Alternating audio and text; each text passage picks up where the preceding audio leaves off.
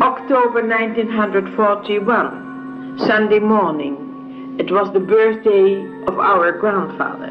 And me and my fiancé were sitting in our living room and doing what people in love were doing when we suddenly saw out of the window a small red-haired Jew thrown out of the tram. And nobody came to his help. And from this moment I also became to know that nobody came to our help even. In May 1942 came the identification cards with a G for Jew. Jews were taken out of the small places and villages and towns and had to concentrate in big towns. May 1942, we had to wear the Yellow David Star. Deportations to East Europe, to work camps, started. Still, there was not organized resistance till the Dutch students, professors and teachers had to sign a declaration of fully loyalty and cooperation with German culture. Was named Kulturkammer. On June 1942, it was evening, came to visit. I like you to remember that it was not allowed to visit Jews in the evening. Came to visit us Martha, till a year ago the living inmate of our family. She came on a time that it was forbidden to visit Jews.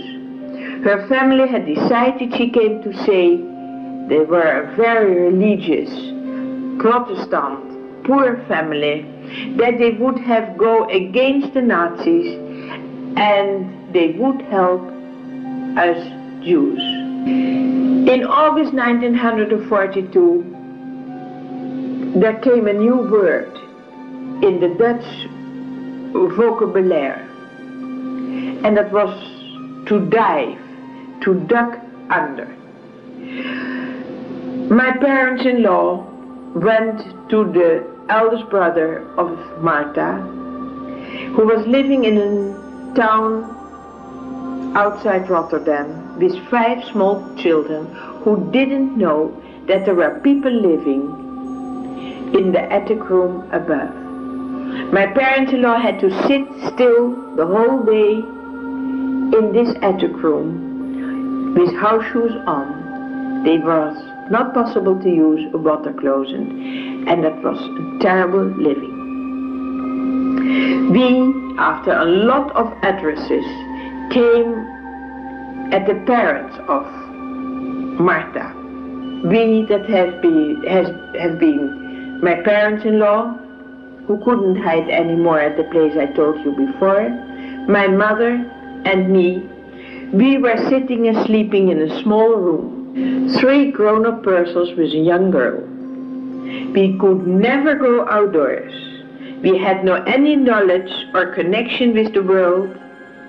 We could see changing of the seasons through 20 centimeters of glass window. We saw spring change into summer and autumn into winter.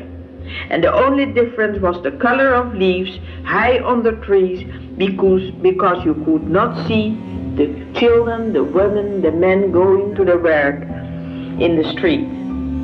Sleeping several times under the floor when there was alarm, lying on your back, without moving, without use of clothes, only with a cup of water next to you. We were listening to the click-clack of the soldiers' boots in the street.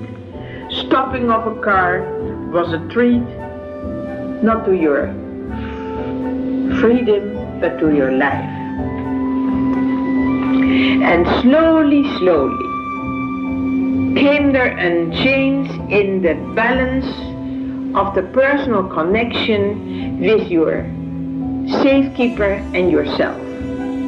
You have to take in mind that we, the Jews, hiding with the Gentiles, were totally dependent on our safekeeper. We were at his hands. You was not anymore a living person. You changed to somebody preserved. You did not know anything. Your opinion was not worthwhile to listen at. Your education, your social standing, neither your experience were taken in account. 19 months we were living in this room. Then, autumn 1943, I got a new identification card without a G. With this I could go outdoors, a new address to live at, with a young couple, also very religious Protestant, with one child, and the lady was pregnant. Her husband, was a very positive religious man, a teacher, who out of principle and patriotism would not sign the loyalty declaration of the Kulturkammer. He was also in hiding, came only sometimes after darkness home, and I understood that he was working against the occupiers and in action. Later he became my commander. After some time I told him that I was very interested to give my share in damaging the German occupation, and please would he give me the opportunity to help the good case. I could not sitting empty-handed anymore to wait till others free my country. He took in consideration what I asked him, me being a Jew, and said that he had to convince his co-workers because they hold to the implicit conviction that when Jews were in danger, caught, imprisoned, threatened, they would spit out all the secrets, all the addresses, and all the names. Now I will tell you about the Dutch resistance.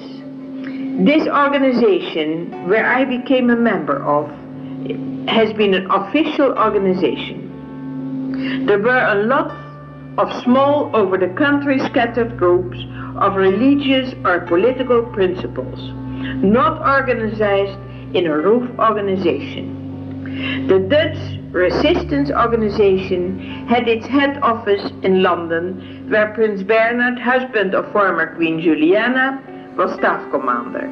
It was organized over Holland in districts and only geographical divided. Our group had an agent dropped from England with for these times modern equipment, and through him we were connected with headquarters in England, and so we got our instructions.